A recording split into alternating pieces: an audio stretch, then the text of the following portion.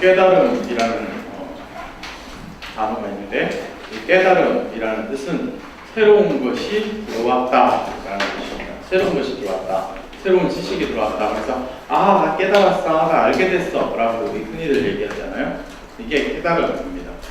뭔가 몰랐는데 새로운 것을 알게 되고, 그리고 자기의 삶에 실제적으로 알게 됨으로써 실질적 마음으로부터 시작된 변화가 일어나는 것, 이것이 깨달음이다 라고 얘기할 수 있겠습니다. 하나님 나라의 시작은 바로 깨달음에서 시작되는 것입니다. 하나님 나라의 깨달음은 무엇을 깨닫느냐면 죄를 깨닫는 것에부터 시작이 됩니다. 그래서 오늘 시몬 베드로가 예수님 무릎 앞에 엎드려서 주님, 나를 떠나십시오, 나는 죄인입니다 라는 깨달음을 받았습니다. 이 깨달음으로부터 하나님 나라가 실제적으로 시작되는 것입니다. 내가 죄인인 것을 깨닫는 것, 그것은 성령께서 하시는 일입니다. 우리가 할 수 있는 일이 아닙니다. 예수님이 찾아오셨기 때문에 베드로는 자기가 죄인인 것을 깨닫게 된 것입니다. 그러므로 하나님의 나라는 이 깨달음, 즉 회개에서 시작하는 것입니다. 회개는 죄로부터 돌이킨다라는 뜻입니다. 자기가 죄인인 것을 깨닫고 자기가 죄에 둘러싸인 것을 깨달은 것, 그것이 바로 하나님 나라의 시작인 것입니다. 그럼 이 하나님 나라를 시작한 이 베드로는 어떤 사람일까? 지난 우리 2달 동안 하나님 나라에 대해서 알아봤는데, 그러면 실제적으로 하나님 나라를 살아가는 사람들을 한번 살펴봤으면 좋겠습니다. 그래서 이 사람들을 통해서 우리는 과연 하나님 나라를 어떻게 살아갈 것인가를 생각해보는 시간을 가졌으면 좋겠습니다. 그래서 11월 한 달 동안 그 하나님 나라를 산 사람들을 한번 살펴보겠습니다. 그 첫 번째 인물이 바로 베드로입니다. 베드로의 본명은 시몬입니다. 시몬인데 예수님께서 베드로를 만나서 아람어로 게바라는 이름을 주십니다. 이 게바라는 이름은 바위라는 뜻입니다. 그래서 베드로는 바위라는 별명을 가지게 됩니다. 고향은 벳세다입니다. 성경 탐구 지금 하고 계시는 분들 그려지죠? 벳세다 그려지 찍혀지죠? 그 벳세다에서 후에 가버나움으로 이사를 합니다. 가버나움도 찍혀지죠? 갈릴리 바닷가 옆에 딱 찍혀지죠? 그쪽으로 이사를 하게 됩니다. 그리고 베드로는 결혼을 했었습니다. 마태복음 8장 14절이나 고린도서 9장 5절을 보면 베드로가 결혼했다라는 것을 알 수가 있고, 그 장모가 열병이 났을 때 기도를 요청하는 것을 우리가 보면서, 결혼을 했으니까 장모님이 있겠죠. 결혼도 안 했는데 어느 날 갑자기 장모님이 생길 수는 없잖아요. 그래서 베드로는 결혼한 사람이다라는 것을 알 수 있고, 베드로의 형제가 안드레입니다. 그리고 세베대의 아들인 야고보와 요한과 함께 어업에 종사했었습니다. 그리고 베드로는 사도행전 4장 13절에 의하면 그 당시 유대 지도자들이 베드로를 어떻게 평가하냐 그러면 저 사람은 교육을 받지 못한 사람이다 라고 얘기를 합니다. 그래서 베드로는 보기만 열심히 낚았던, 교육은 제대로 혜택을 받지 못했던 그런 평범한 사람이었다라는 것을 성경을 통해서 우리가 알 수 있습니다.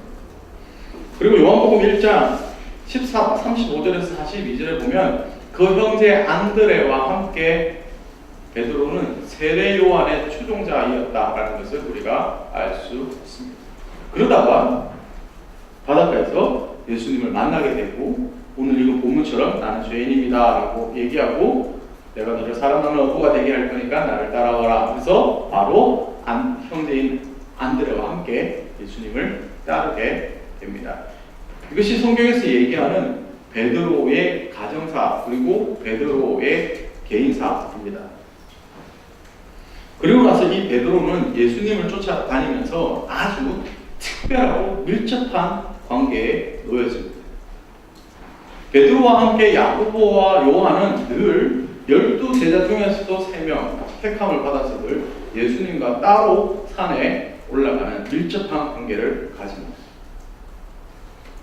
밀접한 관계 속에서도 베드로는 늘 주무시다가 내려오는 그런 흉악한 일을 저지르게 되죠. 마치 이런 거죠. 같이 남자 여자가 데이트하러 갔는데 둘이서 얘기하지 않고 스마트폰만 쳐다보다가 헤어진 거죠. 예수님은 베드로 형님은 밀접한 관계를 가지고 예수님과 함께 산에 올라갔지만 늘 주무시다가 이렇게 내려오는 그런 관계였습니다. 그리고 이 베드로는 늘 말과 행동이 먼저 나가는 행동가였어요. 굉장히 충성된 사람이었습니다. 예수님을 주인으로 영접하고 나는 죄인입니다라고 깨닫고 영접하고 하나님 나라를 시작하면서 베드로가 가졌던 충성심에 대해서 한번 살펴보겠습니다. 마가복음 8장 29절 33절에 보면 또 물으시되 너희는 나를 누구라 하느냐? 베드로가 대답하여 이르되 주는 그리스도이시다 하매 이신이다 하매 이에 자기의 일을 아무에게도 말라 경고하시고 인자가 많은 고난을 받고 장로들과 대제사장들과 서기관들에게 버림받아 죽임을 당하고 사흘 만에 살아나야 할 것을 비로소 그들에게 가르치시되 드러내고 이 말씀을 하시니 베드로가 예수를 붙들고 항변하매 예수께서 돌이키사 제자들을 보시며 베드로를 꾸짖어 이르되 사탄아 내 뒤로 물러가라 내가 하나님의 일을 생각하지 아니하고 도리어 사람의 일을 생각하는도다 하시고 처음 예수님을 만나면요 감격에 배워가지고 늘 입에서 찬양이 흐릅니다. 그리고 대부분의 사람들이 얘기하는 게 모든 사람들이 그렇게 길 가는 사람들까지 사랑스럽다라고 얘기합니다. 그런 어떤 열정과 사랑에 있다가 점점점 충성심이 차고 넘칩니다. 그래서 예수를 위해서 죽겠다라고 얘기합니다. 베드로도 이렇게 얘기했습니다. 주는 그리스도시 하나님, 살아계신 하나님의 아들입니다. 무엇을 두려워하리요? 그랬다가 방금 읽은 본문에 보니까 예수를 붙들고 항변합니다. 사실은 예수를 붙들고 항변한다라는 것은 예수를 때려잡고 대적한다라는 뜻입니다. 거의 멱살 잡다시피 예수님을 잡았습니다. 내가 지금 대제사장과 서기관들에게 붙잡힌 바 돼서 죽어야 돼. 그러니까 붙들고 안 돼요. 그리고 엄청나게 항변하는 것입니다. 우리는 이 모습 속에서 하나님 나라 그 안에 들어왔지만 처음에는 예수 그리스도에게 충성했지만 가면 갈수록 예수에 대한 충성심이 방향이 휘어지는 것을 알 수가 있습니다. 처음에는 예수께 충성했는데 그 충성이 점점점 휘어져가지고 어디로 휘어집니까? 나에게로 휘어집니다. 그래서 그 충성이 자기를 향한 충성이 되고 예수가 나를 위해서 충성해야 하는 것입니다. 하나님 나라에 들어가지만 결국에는 예수 그리스도가 나를 위해서 필요하게 되는 것입니다. 교회는 나를 위해서 존재해야 되는 것입니다. 목사님은 나를 위해서 존재해야 되는 것입니다. 점점점 변질되어져 방향성이 꺾이는 것입니다. 나를 위해서 찬양곡들이 있어야 되고 나를 위해서 설교가 있어야 되고 나를 위해서 다 존재해야 하는 것입니다. 하나님 나라에 들어왔지만 잘못된 충성심은 이렇게 점점 자기 중심적 충성으로 바뀌게 되는 것입니다. 그래서 베드로의 오늘 이 누가복음 8장 29절 33절 말씀에 가면 베드로의 오늘 이 충성심은 결국에는 자기를 위한 충성심으로 변질되어져 있는 방향이 꺾여져 있는 것을 보게 되는 것입니다. 우리는 지금 하나님 나라를 산다고 얘기를 하고 있지만 실질적으로 하나님 나라를 위해서 삽니까? 하나님 나라가 나를 위해서 존재해야 합니까? 이미 방향이 바뀌어 있다 그러면 오늘 우리는 잘 생각해 보아야겠습니다. 나는 과연 하나님 나라를 살고 있는지 하나님 나라가 나를 위해서 존재해야 하는지.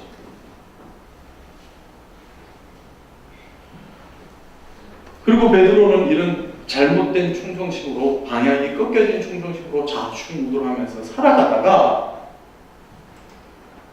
마가복음 14장 66절 77절에 베드로는 결국에는 변절됩니다.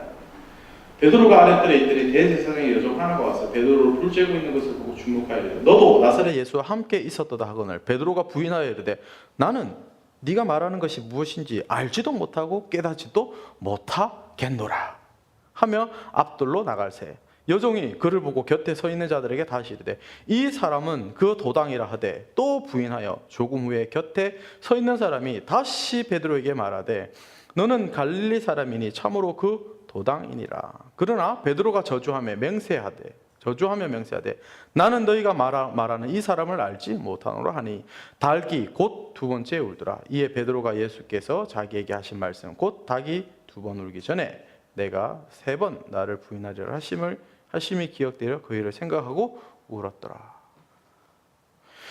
누구든지 예수를 믿고 나면요 예수님을 내 인생의 주인이라고 말하고 나는 이제 하나님 나라를 살겠습니다 라고 하지만 베드로처럼 변절될 수 있습니다.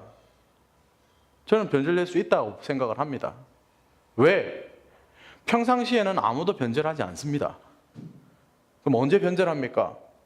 인생의 고통이 찾아왔을 때 변절하게 되는 것입니다. 혹은 인생의 오늘 베드로처럼 위기가 찾아왔을 때 변절하게 되는 것입니다. 변절한다라는 것은 다른 것이 아니라 예수가 더 이상 내 인생의 주인이 아니다라는 것입니다. 그러나 우리는 아주 템포러리하게 아주 일시적으로 변절한 삶을 일주일 내내 살고 있거나 간혹 살게 됩니다.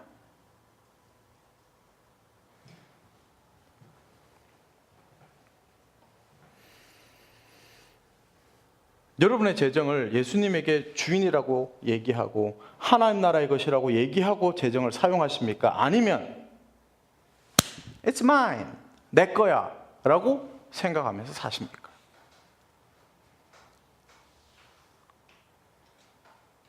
돈을 사용할 때 주님께 물어보지 않고 사용하는 그때마다 사실은 우리가 일시적으로 변절자로 살아가게 되는 것입니다. 실질적으로는 하나님 나라를 살고 있지 않는 것입니다.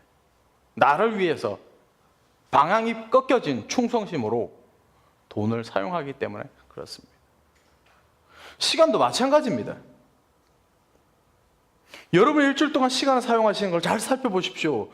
변절자로 시간을 사용하시는지 아니면 진짜 하나님 나라의 예수 그리스도를 주인으로 모시고 시간을 사용하는지. 오늘 이 베드로가 닭이 두 번 울기 전에 변절했던 이 모습 속에서 우리는 사실상 재정을 사용하는 것이나 시간을 사용하는 것이나 혹은 우리의 마음을 쓰는 곳, 그곳에 또 다른 베드로의 모습으로 나는 살고 있지 않나 돌아보아야 하는 것입니다.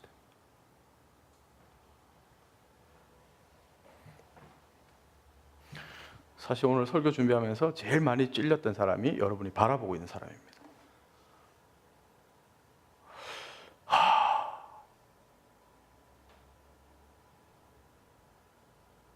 이 마가복음 14장 66절에서 72절만 보면 베드로 천하의 나쁜 놈이고 죽일 놈이고 의리도 없는 놈이다 라고 얘기할 수 있을지 모르겠지만 죄송해요 놈이라고 얘기해서 베드로에게 우리가 삿대질하고 있을지 모르겠지만 실제로 제가 설교 준비를 하면서 꼭 베드로처럼 이렇게 극단적인 변절은 아니더라도 하나님 나라를 살아가면서 나도 일시적으로 변절하면서 살 때가 많구나.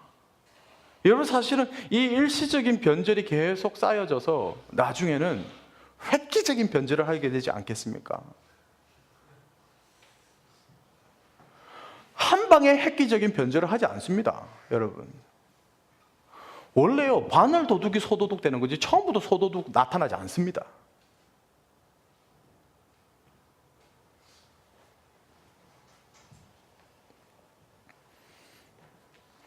실제로 교회를 보면 많은 사람들이요 건축 헌금할 때 사라집니다. 떠납니다. 제 주위에도 많습니다. 교회가 건축한다 그러면 사라져요. 그러다 건축 다 하고 나면 다시 나타나요.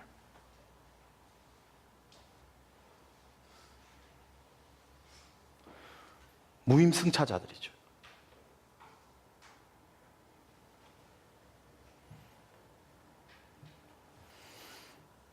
여러분의 시간을, 여러분의 재정을 어디에 사용하고 계십니까? 정말 하나님 나라를 위해서 사용하고 있습니까? 아니면 나를 위해서 사용하고 있습니까? 아니면 여러분의 시간과 재정이 이미 여러분의 주인됨 아래에 놓여져 있습니까? 변절자입니다. 나는 주님의 자녀입니다 라고 얘기하지만 변절한 것입니다.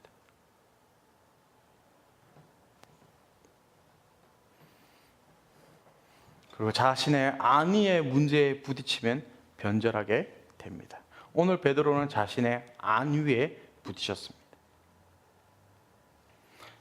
자기의 안위에 부딪히니까 계속 왔다 갔다 도망다니면서 난 아냐, 난 아냐 그러면서 나중엔 예수님을 저주까지 하게 되는 것입니다.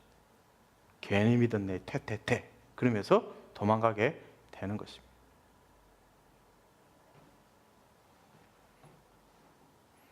실제적으로 우리가 하나님 나라에 들어오고 난 이후에 이런 마음이 생깁니다. 안 생깁니까? 괜히 예수 믿었어, 괜히 빛의 교회 와가지고 열린 모임 해야 되고 찾는이 중심이라 그래가지고 매일 지금 나도 지금 죽을까 살까 그러는데 매일 찾는이 찾아가가지고 저녁에 치킨 사다 바쳐야 되고 뭐 먹고 싶다 그러면 갖다 바쳐야 되고 외롭다 그러면 나도 외로운데 가서 친구 해줘야 되고 밤 12시에 오해받아가면서 카톡도 해야 되고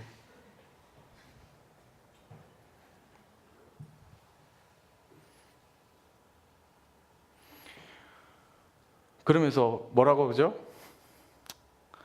괜히 믿었어. 괜히 믿었어. 예수가 없었으면 편하게 살았을 텐데.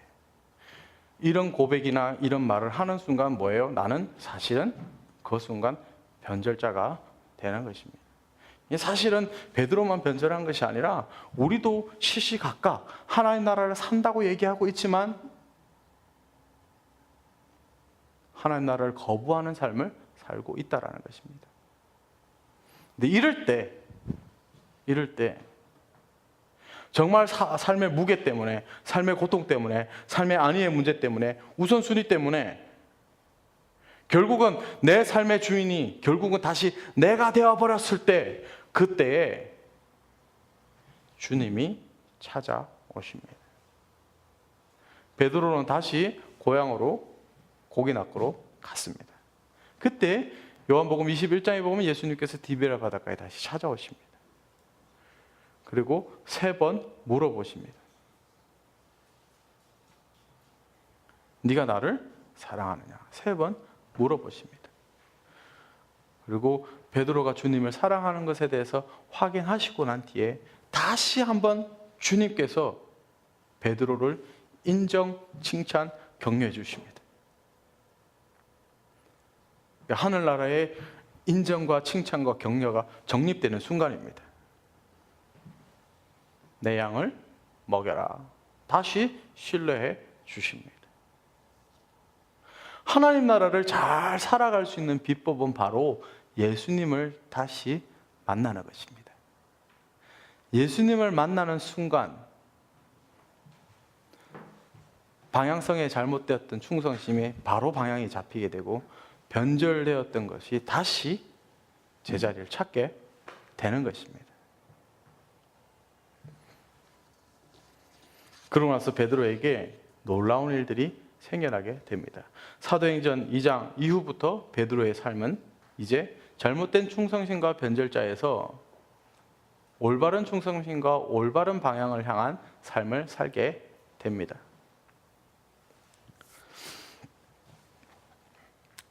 사도행전 3장 1절에서 10절을 보면 나면서부터 안전병인 사람을 치료하게 됩니다.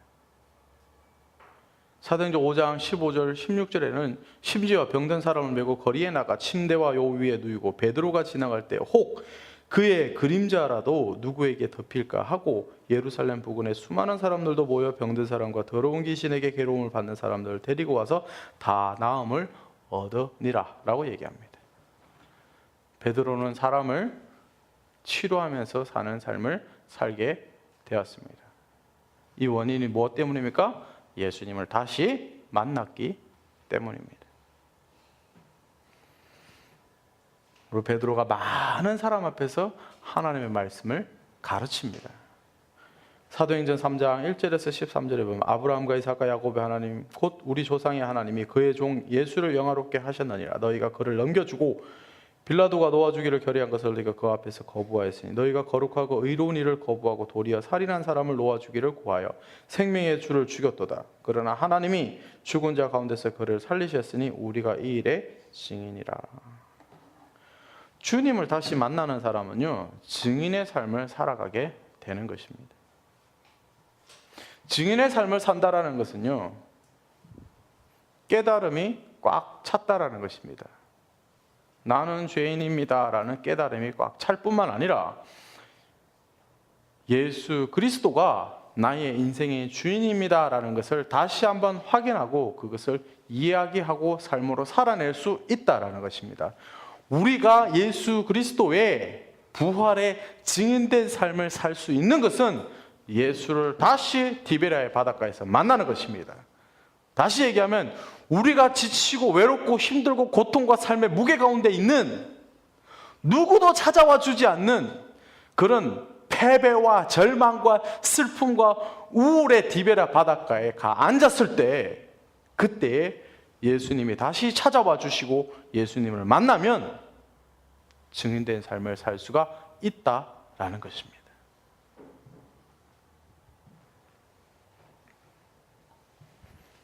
그리고 베드로에게는 더 놀라운 일이 생겨납니다. 사도행전 4장 1절에서 4절에 보시면 사도들이 백성들에게 말할 때 제사장들과 성전 맡은 자와 사두개인들이 이르러 예수 안에 죽은 자의 부활이 있다고 백성을 가르치는 전함을 싫어하며 그들을 잡음에 날이 이미 저물었으므로 이튿날까지 가두었으나 말씀을 들은 사람 중에 믿는 자가 많으니 남자의 수가 약 5천이나 되었더라.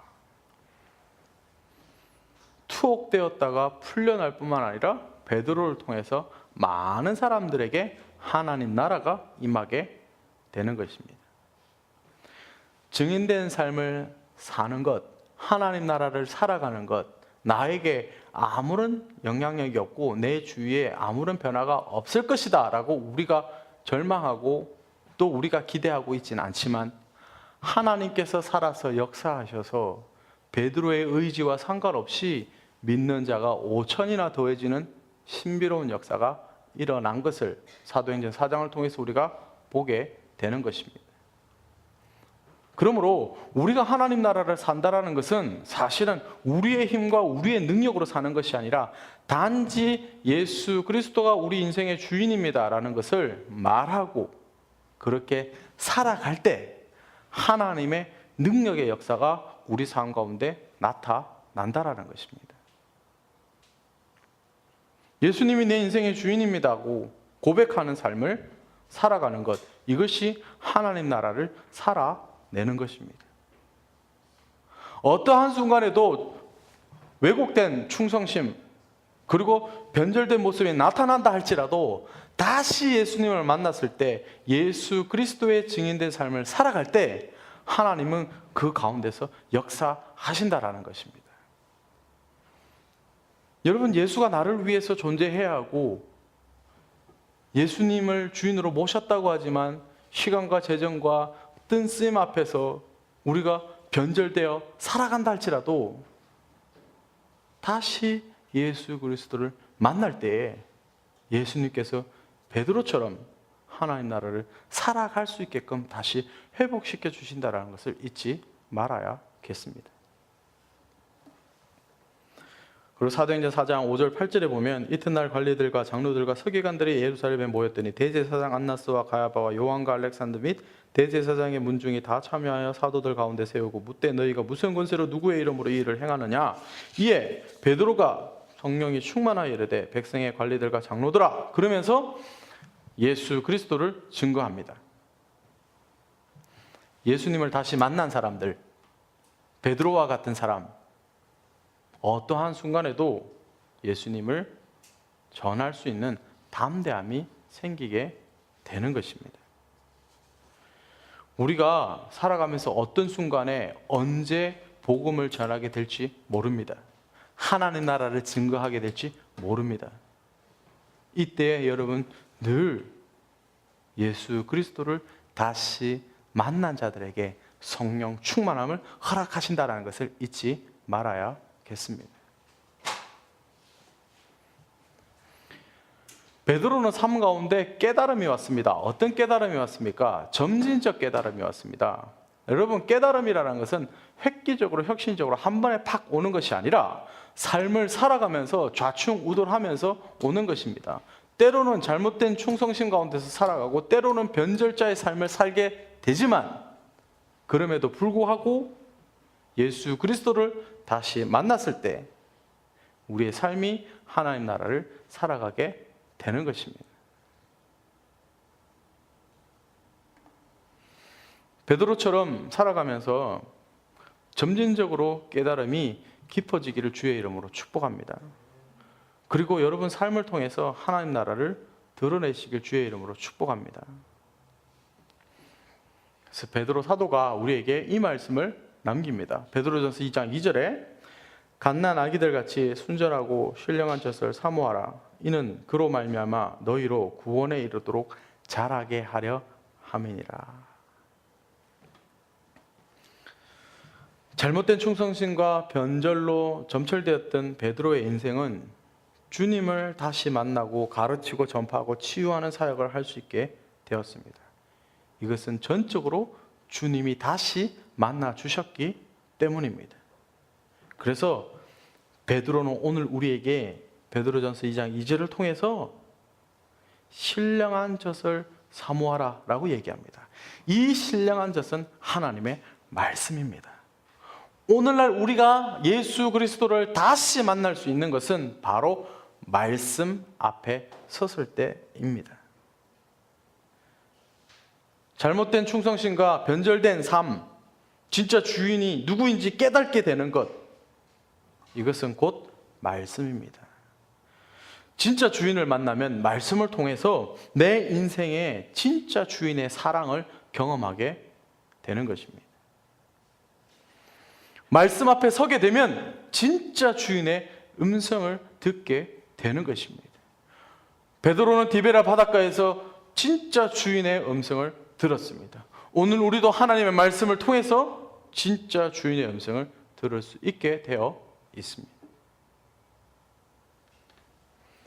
그러면 진짜 깨달음이 오게 되고 그 하나님 나라를 살아가게 되는 것입니다. 주인의 음성을 듣고 주인을 만나고 주인의 사랑을 경험하게 되는 시간이 바로 말씀 앞에 다시 서는 시간입니다. 신령한 젖을 사모하십시다. 이 시대에 하나님을 살아갈 수 있는 사람으로서의 깨달음을 우리에게 주실 것입니다. 함께 기도하겠습니다.